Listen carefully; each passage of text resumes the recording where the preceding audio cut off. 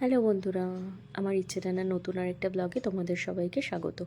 আজকে আমি তোমাদের সাথে শেয়ার করব অ্যালফাবেট এন দিয়ে আমি যেটা বানিয়েছি সেটা হচ্ছে নেস্টটা সবচেয়ে ইজি, আর ড্রয়িং করাটাও খুবই ইজি, তাই আমি নেস্টটাই চুজ করেছি।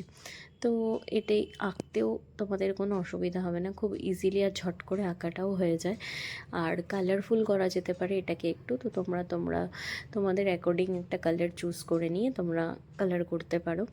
আমি আমার মতো চুজ করে নিয়ে কালার ফিল করছি, দেখো।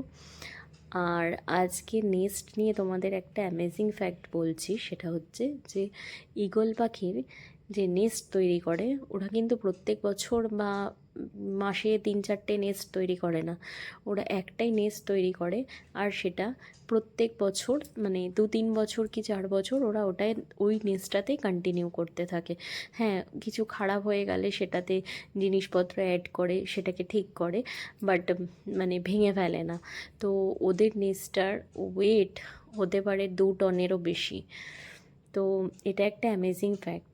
আর একটা জিনিস তোমাদের কাছে আমার কোশ্চেন, সেটা হচ্ছে আমি শুনেছি কোকিল পাখির বাসা থাকে না, ওরা নাকি কাকের বাসায় ডিম পাড়ে। এটা কি সত্যি কথা? তোমরা কেউ জানলে জানিও তো।